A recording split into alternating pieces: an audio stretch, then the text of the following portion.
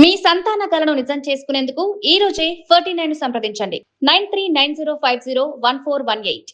భారత స్టాక్ మార్కెట్లో ఐటీ రంగం ఒక్కసారిగా కుప్పకూలింది. ఒకే ఒక్క అంతర్జాతీయ నివేదిక దేశీయ ఐటీ దిగ్గజాల గుండెల్లో రైలు పరిగెత్తించింది.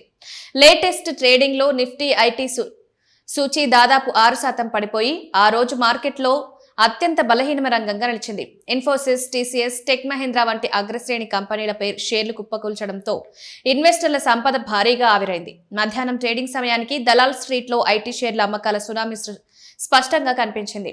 నిఫ్టీ ఐటీ సూచీ ఏకంగా 1700 పాయింట్లకు పైగా పడిపోయి 26,763 స్థాయికి చేరింది. ఈ సూచీలోని మొత్తం 10 స్టాక్లు నష్టాల నల్ల సముద్రంలో మునిగిపోయాయి.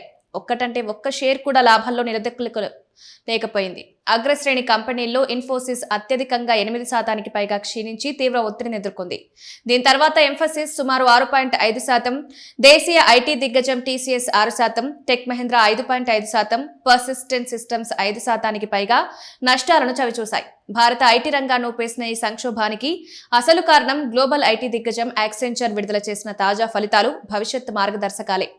యాక్సెంచర్ తన పూర్తి సంవత్సర ఆదాయ వృద్ధి అంచనాలను తగ్గించుకోవడమే కాకుండా కంపెనీకి వచ్చే కొత్త ఆర్డర్లు కూడా ఊహించిన దానికంటే చాలా బలహీనంగా ఉన్నాయని ప్రకటించింది.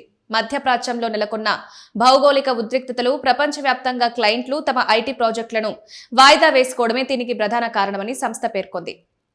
దీంతో యాక్సెంచర్ ఎదుర్కొంటున్న మందగమనం రేపు భారతీయ ఐటీ కంపెనీల వృద్ధిని కూడా తీవ్రంగా దెబ్బతీస్తుందనే భయంతో పెట్టుబడిదారులు భారీగా అమ్మకాలకు పాల్పడ్డారు.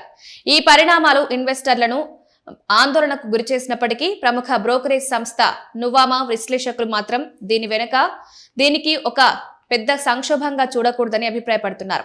యాక్సెంచర్ బుకింగ్స్ బలహీనంగా ఉండడం భారతీయ ఐటీ కంపెనీలకు స్వల్పకాలకంగా ప్రతికూల సంకేతం అయినప్పటికీ పరిస్థితి పూర్తిగా నిరాశాజనకంగా ఏం లేదని విశ్లేషించారు. ప్రస్తుతం మార్కెట్లో artificial intelligence, cloud computing, digital transformation వంటి అత్యాధునిక సాంకేతిక రంగాల్లో డిమాండ్ ఇంకా బలంగానే ఉంది. ఐటీ రంగంలో రేగిన ఈ తుఫాను మొత్తం స్టాక్ మార్కెట్ కుదిపేసింది. బెంచ్ మార్క్ సూచీ నిఫ్టీ 50 సైతం తీవ్ర ఒత్తిడికి లోనైంది. ట్రేడింగ్ ముగిసే సమయానికి నిఫ్టీ 50 దాదాపు 214 పాయింట్లు పడిపోయి 23,954 స్థాయి వద్ద ఉంది.